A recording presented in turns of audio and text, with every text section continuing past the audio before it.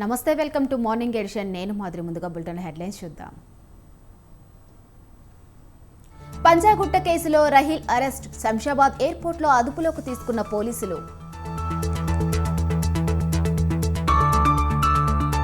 పల్నాడు జిల్లా క్రోసూరులో ఉద్రిక్తత. టీడీపీ కార్యాలయానికి నిప్పు పెట్టిన గుర్తు తెలియని వ్యక్తులు.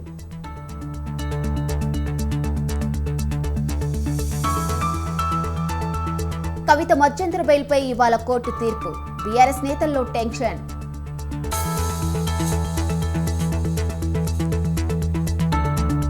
బాపట్ల పరిధిలో సీఎం జగన్ బస్సు యాత్ర. మధ్యాహ్నం వినుకొండలో రోడ్ షో.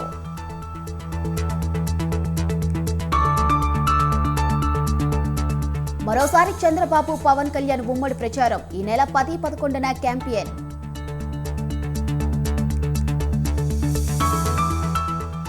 తెలుగు రాష్ట్రాల్లో మండుతున్న ఎండలు, వడగాలులతో అల్లాడుతున్న జనం.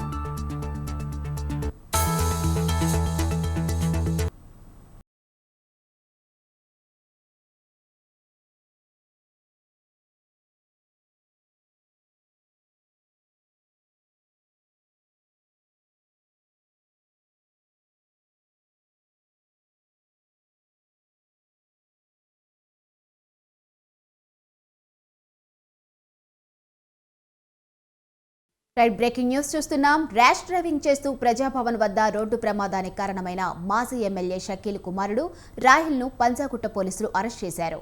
ఉదయం శంషాబాద్ ఎయిర్పోర్ట్లో రాహిల్ను అదుపులోకి తీసుకున్నారు. రోడ్డు ప్రమాదం తరువాత రాహిల్ దుబాయ్ పారిపోయాడు. దీంతో ఈ కేసుకు సంబంధించి ఇప్పటికే రాహిల్పై పంజాగుట్ట పోలీసులు లుకౌట్ నోటీసులు జారీ చేశారు. చాలా రోజుల తర్వాత దుబాయ్ నుంచి వచ్చిన రాహిల్ను పోలీసులు శంషాబాద్ విమానాశ్రయంలో అరెస్ట్ చేశారు.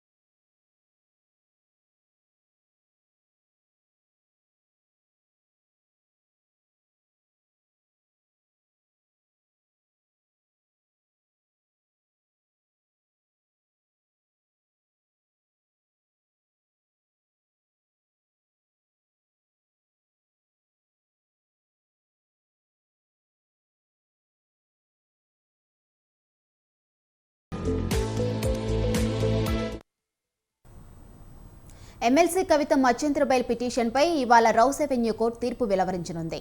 ఉదయం 10:30 గంటలకు జడ్జి కావేరి భవేజా తీర్పు వెల్లడించనున్నారు. Delhi liquor policy money laundering కేసులో మార్చి 15న అరెస్ట్ అయిన కవిత ప్రస్తుతం తీహార్ జైల్లో ఉన్నారు. తన చిన్న కుమారుడి పరీక్షలు ఉన్నందున చదివించేందుకు, తల్లిగా నైతిక మద్దతు ఇచ్చేందుకు మధ్యంతర బెయిల్ ఇవ్వాలని గత నెలలోనే కోర్టులో ఆమె పిటిషన్ దాఖలు చేశారు. ఇప్పటికే తనను 10 రోజుల పాటు ఈడీ అధికారులు కస్టడీలోకి తీసుకొని విచారించారని, స్టేట్మెంట్ కూడా రికార్డు చేశారని పిటిషన్లో పేర్కొన్నారు. చెప్పాల్సినవన్నీ చెప్పానని, కుమారుడి చదువు కోసం మధ్యంతర బెయిల్ ఇవ్వాలని పిటిషన్లో కవిత కోరారు.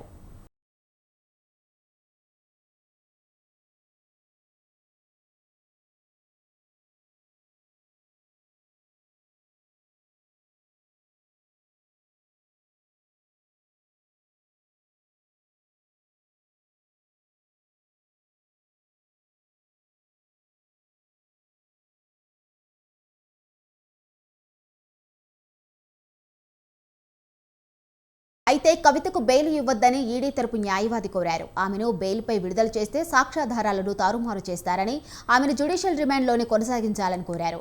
ఇప్పటికే అప్రూవర్గా మారిన ఒకరిని బెదిరించి ఒత్తిడి తీసుకొచ్చారని, బెయిల్పై విడుదలైతే ఇలాంటివే రిపీట్ అవుతాయన్నారు. ఇరు తరపున సుదీర్ఘంగా వాదనలు జరిగిన తర్వాత అనంతరం తీర్పును రిజర్వ్ చేస్తున్నట్లు స్పెషల్ జడ్జి కావేరి భవేజా 3 రోజుల క్రితం ప్రకటించారు. మధ్యంతర బెయిల్ ఇవ్వాలంటూ కవిత ఇవ్వొద్దంటూ ఈడీ వాదనలు చేసిన నేపథ్యంలో స్పెషల్ జడ్జి తీర్పుపై సర్వత్రా ఉత్కంఠ ఏర్పడింది. మరోవైపు కవిత రెగ్యులర్ బెయిల్ పిటిషన్పై ఈ నెల 20న ప్రత్యేక కోర్టులో విచారణ జరగనుంది. ఇదిలా ఉండగా కవితను ప్రశ్నించడానికి అనుమతి ఇవ్వాలంటూ రౌస్ అవెన్యూ కోర్టుకు సీబీఐ విజ్ఞప్తి చేయడంతో వారం రోజుల్లో ఆమెను తీహార్ జైల్లోనే ఎంక్వైరీ చేయడానికి అధికారులు సిద్ధమవుతున్నారు. ఆ ఎంక్వైరీని రద్దు చేయవలసిందిగా కవిత దాఖలు చేసిన పిటిషన్పై రేపు విచారణ జరగనుంది.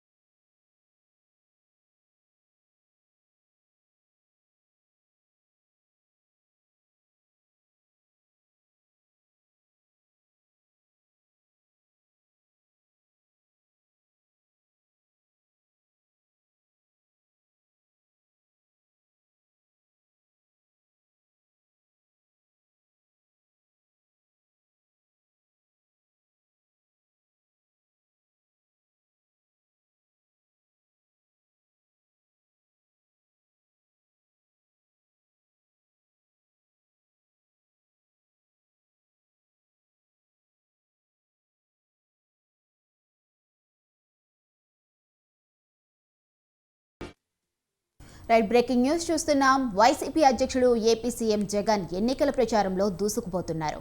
ఏపీ అసెంబ్లీ లోక్సభ ఎన్నికలు సమీపిస్తూ ఉండటంతో దూకుడు పెంచారు. మేమంతా సిద్ధం పేరుతో బస్సు యాత్ర చేపట్టి ప్రజల్లోకి వెళ్తున్నారు. ఈ బస్సు యాత్ర 10 రోజులుగా కొనసాగుతుంది. జగన్ యాత్రకు ప్రజలు బ్రహ్మరథం పడుతున్నారు. మహిళలు, యువత, కార్మిక సంఘాలు జగన్ యాత్రకు స్వాగతం పలుకుతున్నారు. ఎన్నికల ప్రచారంలో భాగంగా చేపట్టిన బస్సు యాత్ర ఇవాళ 11వ రోజుకు చేరింది. కాసేపట్లో వెంకటాచలంపాలెం నుంచి బస్సు యాత్రను ప్రారంభిస్తారు. వెంకటాచలంపల్లి దగ్గర సామాజిక పింఛన్ లబ్ధిదారులతో ముఖాముఖి కార్యక్రమంలో పాల్గొంటారు.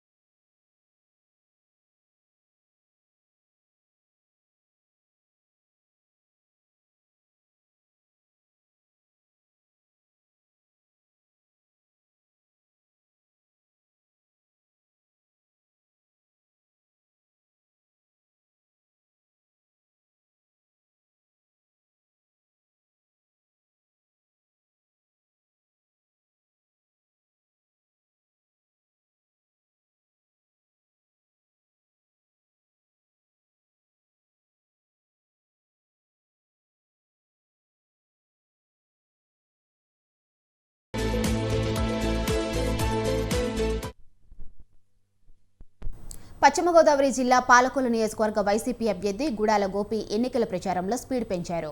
వైసీపీ ప్రభుత్వం ప్రవేశపెట్టిన సంక్షేమ పథకాలు ప్రతి గడపకు చేరుతున్నాయని, పాలకొల్లు నియోజకవర్గంలో వైసీపీ జెండా ఎగరవేస్తామని చెప్పారు. జగన్ మీద నమ్మకంతో ప్రజలు వైసీపీని గెలిపిస్తారని ఆయన ఆశాభావం వ్యక్తం చేశారు. టీడీపీ కంచుకోటను బద్దలు కొడతామంటున్న గుడాల గోపితో మా ప్రతినిధి Satish face to face. Godavari జిల్లా పాలకొల్లు నియోజకవర్గంలో ఇక్కడ వైఎస్ఆర్సీపీ అభ్యర్థి బలపరిచిన గుడాల గోపి గారి దగ్గర ఉన్నాం. సార్, మీ నియోజకవర్గంలో పాదయాత్ర ప్రతి గుమ్మానికి మీరు వెళ్తున్నారు. ప్రజల దగ్గర నుంచి ఎటువంటి స్పందన వస్తుంది? ప్రజల దగ్గరికి వెళ్ళేటప్పుడు ఆ స్పందన అది ఒక 4-5 సంవత్సరాలు కొడుకు గల్ఫ్లో ఉండి ఆ ఇంటికి వస్తుంటే ఆ తల్లి ఆ తండ్రి ఎంత ఆనందంతో, ఆ కుటుంబం అంతా ఎంత ఆనందంతో ఎదురు చూస్తారో, ఒక వైఎస్ఆర్సీపీ నాయకులుగా మేము ఆ ఇంటికి వెళ్తుంటే, గడప గడపకి ప్రచారానికి వెళ్తుంటే వాళ్ళు చూపించే ప్రేమను మేము ఆ రకంగా కంటే ఎక్కువ చూడవలసి వస్తుంది. ఎందుకంటే వెళ్ళేసరికి హారతులు అంటే ఇంటి బిడ్డ వచ్చినంత ఆనందం. అలాగే ఇంటి దగ్గరికి వచ్చి వెళ్ళేసరికి నువ్వు భోజనం చేసి వెళ్ళు బాబు, లేకపోతే టీ తాగి వెళ్ళు, మజ్జిగ తాగి, అంటే ఇంత అభిమానాన్ని ఇది మాకు రాలేదు, ఇది జగన్మోహన్ రెడ్డి గారికి వచ్చిన ప్రేమ మా మీద చూపిస్తున్నారు.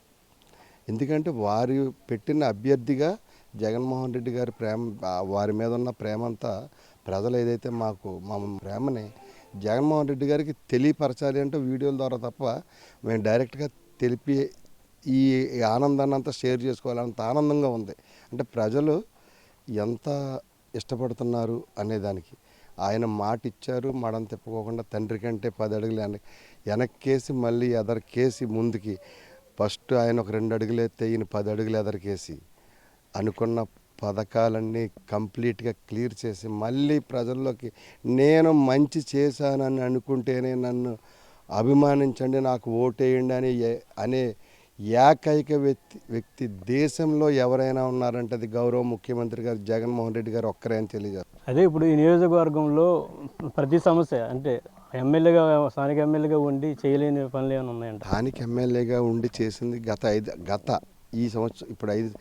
5 సంవత్సరాలు ఏం చేశారో, ఇప్పుడు ఈ 5 సంవత్సరాలు ఏం చేశారో, ఎంతసేపు మేము చేసే అభివృద్ధినే అడ్డుకోవడమే సరిపోయింది వారికి. మేము చేసే అభివృద్ధిని గత 5 సంవత్సరాలుగా టిడ్కో ఇళ్ళని ఆపారు, టిడ్కో ఇళ్లలో పనులు ఆపారు. అలాగే మేము ఏదైతే భూమి ఎక్వైర్ చేసి ప్రజలకి పేద ప్రజలకి పట్టాలు ఇద్దామని, పూడికి చేస్తే స్థలాలు ఇద్దామని, సెంటున్నర కాడికి ఇద్దాం అనుకుంటే అది ఆపేశారు. అంటే అక్కడికి అంటే మంచి పేరు వైఎస్ఆర్సీపీకి రాకూడదు, వాళ్ళు చేయలేరు. వీళ్ళ జీవితంలో ఒక 5 ఎకరాల భూమి కొనలేని వాళ్ళ మా జగన్మోహన్ రెడ్డి గారిని విమర్శించే స్థాయి వీళ్ళది. ఎక్కడైనా ఒక సెంటు భూమి కొనలేదు. మా దివంగత ముఖ్యమంత్రి రాజశేఖర రెడ్డి గారు కొన్న భూమిని 70 ఎకరాల భూమిని అలా బిల్డింగ్లు కట్టి పాడు చేసి ప్రజల్ని ఎప్పుడూ ఇబ్బంది పెట్టే కార్యక్రమంలో ఉండేవాళ్ళే టీడీపీ వాళ్ళు. ప్రజలకు ఎప్పుడూ మంచి చేసే పార్టీ ఏదైనా ఉంది అంటే ఏ కులం చూడదు, మతం చూడదు, పార్టీ చూడదు, భేదం చూడదు. ఏదైనా ఉందంటే అది గౌరవ ముఖ్యమంత్రి అయిన జగన్మోహన్ రెడ్డి గారి వైఎస్ఆర్సీపీ పార్టీ మాత్రమే అని చెప్పి నేను డంకాపదంగా తెలియజేస్తాను. ఇప్పుడు ఈ నియోజకవర్గంలో రెండు ఎలక్షన్లు కూడా టీడీపీ కంచుకోట కింద ఏర్పడింది. ఇప్పుడు 3 ఆర్డర్కి సాధిస్తానంటున్నారు. ఇప్పుడు బలమైన నాయకుడు వైసీపీకి మీరు వచ్చారని చెప్పి ఇక్కడ ప్రజలందరిలో వస్తుంది. ఆర్డర్కి సాధిస్తారా, కంచుకోటను బదులు కొడతారంటారు వైసీపీతో? మీరు కంచుకోటని పగలగొడితే పూర్వం మనకు తెలియని టైంలో పంచారామాలు అనేది ఒకటి ఉంది. ఆ పంచారామాలు 5 చోట్ల 5 క్షేత్రాలు వెలిసినాయి. అలాగే ఈ కంచుకోట పగిలి ఇది 175 చెక్కలు అవుతుంది ఈసారి.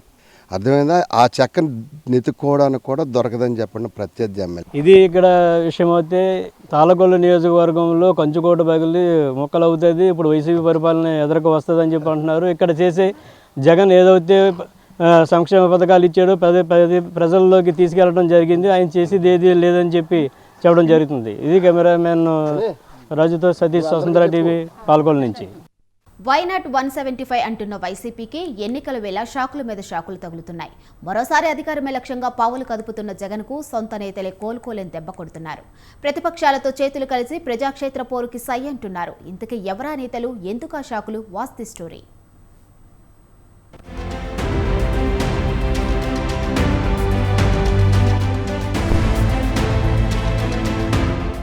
ఏపీ ఎన్నికల పోరుతో రాజకీయాలు కాకరేపుతున్నాయి. జంపింగ్ జబాంగ్ల కాలం నడుస్తోంది.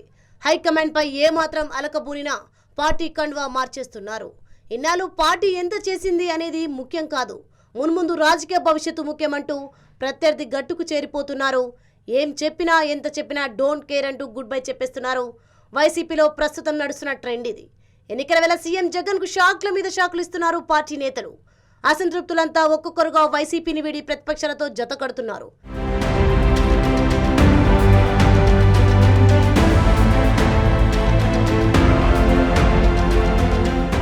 అధికారమే లక్ష్యంగా మార్పులు చేర్పులపై ఫోకస్ పెట్టారు జగన్. అయితే అదే వ్యూహం వైసీపీ కొంప ముంచుతోంది. ఇప్పటికే చాలా మంది నేతలు వైసీపీ శిబిరం వీడి ప్రత్యర్థి పార్టీలోకి జంప్ అయ్యారు. వైసీపీ అధిష్టానంపై అలకబురిన డొక్కా గత కొంతకాలంగా అంటి ముట్టనట్టుగా వ్యవహరిస్తున్నారు. తాడికొండ ఇన్ఛార్జ్గా తొలగించడంపై అసహనంగా ఉన్నారు. దీంతో వైసీపీ ముఖ్య నేతలు బుజ్జగిస్తున్నా ఆయన మాత్రం అలక వీడలేదు. ఈ నేపథ్యంలోనే డొక్కా మాణిక్యం వైసీపీకి గుడ్ బై చెప్పి టీడీపీలో చేరేందుకు సిద్ధమైనట్లుగా తెలుస్తోంది. గత ఎన్నికల్లో తెలుగుదేశం పార్టీ తరఫున పోటీ చేసి ఓటమి పాలైన ఆయనకు పార్టీ ఎమ్మెల్సీ పదవిచ్చి గౌరవించింది. ఆ తర్వాత ఆయన అనూహ్యంగా ఎమ్మెల్సీ పదవికి రాజీనామా చేసి వైసీపీ తీర్థం పుచ్చుకున్నారు. కొద్ది కాలం తర్వాత ఆయన వైసీపీ అధిష్టానంపై విమర్శలు గుప్పించారు. పార్టీలో తనకు ప్రాధాన్యం కరువైందని, అధినేతను కలిసే పరిస్థితి కూడా లేదని వాపోయారు. ఈ క్రమంలోనే వైసీపీకి గుడ్ బై చెప్పి టీడీపీలోకి జంప్ అయ్యేందుకు రెడీ అయ్యారు.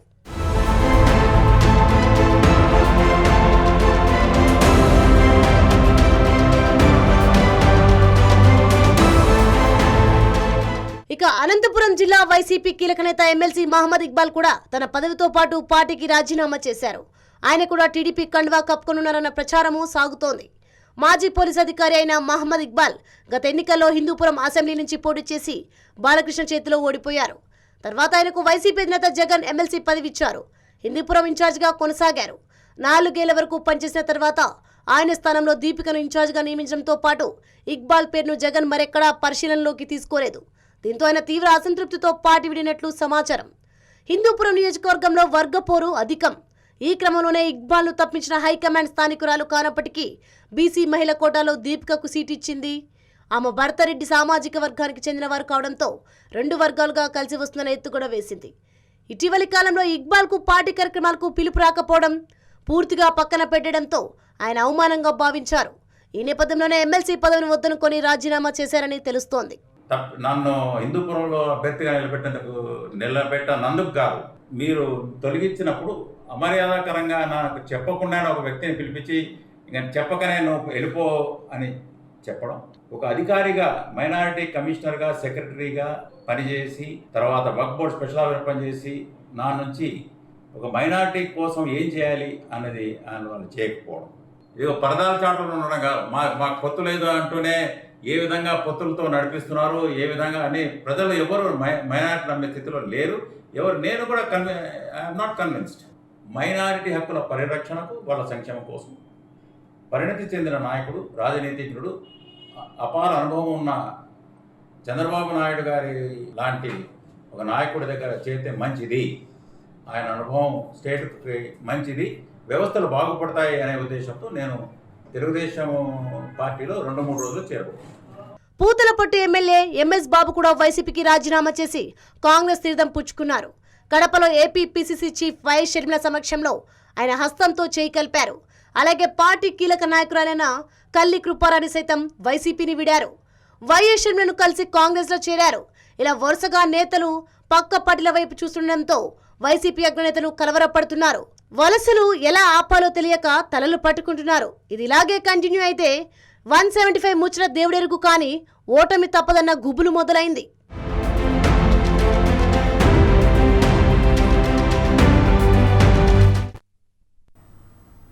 అనంతపురం కళ్యాణదుర్గం నియోజకవర్గాన్ని అన్ని రంగాల్లో అభివృద్ధి చేయటమే తన లక్ష్యమని టీడీపీ అభ్యర్థి అమిలినేని సురేంద్రబాబు అన్నారు. తన నియోజకవర్గ ప్రజలు ఆశీర్వదించి ఎమ్మెల్యేగా గెలిపించాలని కోరారు. బీటీపీ ప్రాజెక్టుని పూర్తి చేసి నియోజకవర్గంలో సాగు, తాగునీటిని అందిస్తానని ఆయన తెలిపారు. యువతకు పరిశ్రమల ద్వారా ఉపాధి అవకాశాలు తీసుకువచ్చి నిరుద్యోగ సమస్యను పరిష్కరిస్తానన్నారు. యువతకు అండగా నిలబడతానంటున్న అమిలినేని సురేంద్రబాబుతో మా ప్రతినిధి జీవన్ ఫేస్ టు ఫేస్.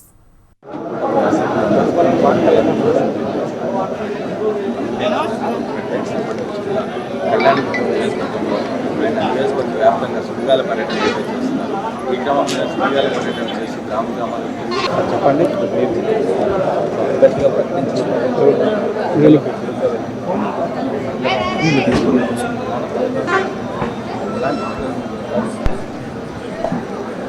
ఉమ్మడి అభ్యర్థిగా నన్ను ఇక్కడ కళ్యాణదుర్గం నియోజకవర్గం ప్రకటించడం జరిగింది. చంద్రబాబు నాయుడు గారికి, పవన్ కళ్యాణ్ గారికి కూడా ప్రత్యేక ఎప్పుడైతే నన్ను ప్రకటించారో ఆ రోజు నుంచి కూడా నిర్ణయించుకున్నా మనం ప్రజల్లో ఉండిపోవాలి, ప్రజల కోసం పనిచేయాలి, ప్రజల కష్టాలు చూడాలి, ప్రజల్లో ఏ సమస్యలను పరిష్కరించాలనే ఈ మొత్తం ఈ కాన్స్టిట్యూన్సీ అంతా పర్యటిస్తున్నా. అన్ని సమస్యలను కూడా దృష్టిలో తీసుకున్నా. వాళ్ళకి ముఖ్యంగా తాగునీటి సమస్య చాలా తీవ్రంగా ఉంది. అలాగే సాగునీటికి కూడా ప్రాబ్లమ్స్ ఉన్నాయి. వాళ్ళు ఒకటే అడుగుతున్నారు, మాకు ఏమొద్దు, 114 నీళ్లు కావాలి, భైరవానికి సకాలంలో పూర్తి చేయాలని. ఖచ్చితంగా రాబోయే 2.5 సంవత్సరాల్లో ఆ ప్రాజెక్టును పూర్తి చేస్తాం. అలాగే కూడా మనకి ఏదైతే మన తాగునీరు ఉందో అది కూడా మనం ఏదైతే చంద్రబాబు నాయుడు గారితో మాట్లాడి అవి కూడా ప్రతి గ్రామానికి కూడా తాగునీరు వచ్చే ఏర్పాటు చేస్తాం. ఆల్రెడీ మా సూపర్ 6 స్కీముల్లో కూడా ఇంటింటికి కొలాయి అనేది ఉంది. అందులో భాగంగానే ప్రతి ఇంటింటికి కొలాయి ఏర్పాటు కూడా చేస్తారని. అలాగే మనకి ఇంటర్నల్ రోడ్స్ ఏదైతే మండలాల నుంచి గ్రామాలకు వెళ్ళి ఏ దారి కూడా అధ్వానంగా ఉన్నా, ఏ దారి కూడా బాగాలేదు.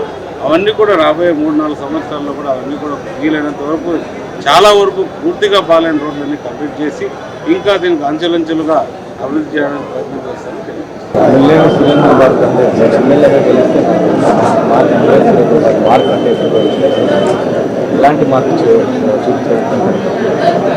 ఇప్పుడు ముందు మనకి కొంత ఒక మంత్రిగా ఉన్న మన నాయకుడు వచ్చి మార్పు కొంత చేశాడు. ఆయన పేరు ఇప్పటికీ చిరస్థాయిగా ఈ నియోజకవర్గంలో ఉంది.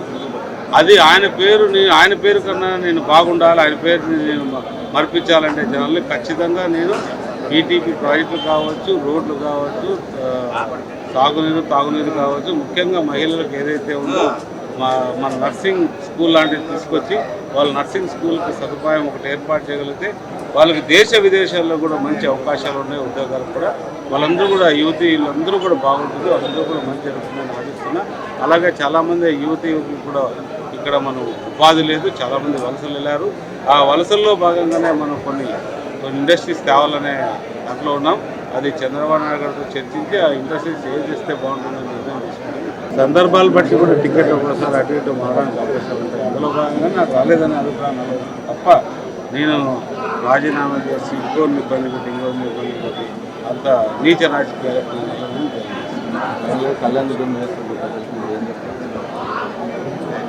రాబోయే మే 13వ తారీఖున మీరందరూ కూడా సైకిల్ గుర్తు ఓటేసి చంద్రబాబు ముఖ్యమంత్రి చేసి నన్ను ఎమ్మెల్యేగా అత్యధిక మెజార్టీతో గెలిపించి అలాగే అంబికా లక్ష్మీనారాయణ కూడా పార్లమెంట్ అభ్యర్థి గెలిపిస్తారని మన కళ్యాణ ప్రజలందరినీ కోరుకుంటున్నా.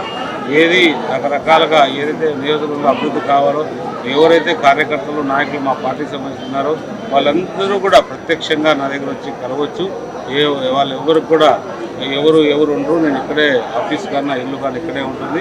ఎవరికి ఏం అవసరం ఉన్నా కూడా డైరెక్ట్గా వాళ్ళు వచ్చి నన్ను కలవడానికి అవకాశం ఉంటుంది. ఎప్పుడైనా కూడా వచ్చి వాళ్ళని కలవచ్చు. సాగునీటి విషయంలో కాకుండా ఉపాధి అవకాశాలు కల్పించడంతో పాటు అనేక ఉపాధి కార్యక్రమాలను కూడా నియోజకవర్గానికి తీసుకొచ్చి అభివృద్ధి ధ్యేయంగా పనిచేస్తానని చెప్తున్నాడు.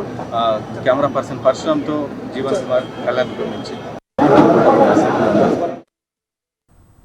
సీఎం రేవంత్ రెడ్డి తీరు కేసీఆర్ లాగే ఉందని ఈటెల రాజేందర్ ఘాటు విమర్శలు చేశారు. మోడీని పెద్దన్నాన్ని రేవంత్ పిలిచారని ఇప్పుడు విమర్శలు చేస్తున్నారని ధ్వజమెత్తారు.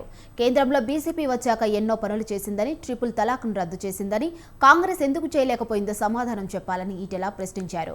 కశ్మీర్లో ఆర్టికల్ 317 రద్దు చేసింది బీజేపీ అని, కాంగ్రెస్ ఎందుకు చేయలేకపోయిందని ఈటెల నిలదీశారు. కంటోన్మెంట్ నియోజకవర్గంలోని తిరుమలగిరిలో బోర ముస్లిం సమాజం ఆధ్వర్యంలో ఏర్పాటు చేసిన ఇఫ్తార్ పార్టీకి ముఖ్య అతిథిగా బీజేపీ మల్కాజ్గిరి పార్లమెంట్ అభ్యర్థి రాజేందర్ హాజరయ్యారు. బోర ముస్లిం సమాజం అంతా ఉమ్మడి కుటుంబంతో ఉండి తల్లిదండ్రులు మంచిగా చూసుకుంటున్నారు కాబట్టి వారిని అభినందించారు. ఈ కాలంలో ఇద్దరు అన్నదమ్ములు కలిసిమెలిసి ఉండలేని ఈ రోజులలో, కన్న తల్లికి అన్నం పెట్టని ఈ రోజులలో, కనిపించిన ఆ నాన్నని ఇంట్లో ఉంచుకొని ఈ రోజులలో ఇవాళ వీళ్ళందరికీ ఈ సమాజం ఎన్ని కుటుంబాలైతే హైదరాబాద్ ఉన్నాయో వాళ్ళందరూ ఇవాళకి కూడా ఒకే కిచెన్, ఉమ్మడి కుటుంబంలో ప్రజలు ఏ విధంగా అయితే వండుకొని తినే సిస్టమ్ ఉంటుంది. ఇవాళ 3500 జనాభా ఉంది ఇక్కడ. ఆల్మోస్ట్ 1000-1100 ఇళ్ళు ఉన్నాయి ఇక్కడ. వీళ్ళెక్కడ కూడా వీళ్ళ ఇళ్లలో భోజనాలు వండరు. ఇవి బులెటిన్ అప్డేట్స్. చూస్తూనే ఉండండి స్వతంత్ర.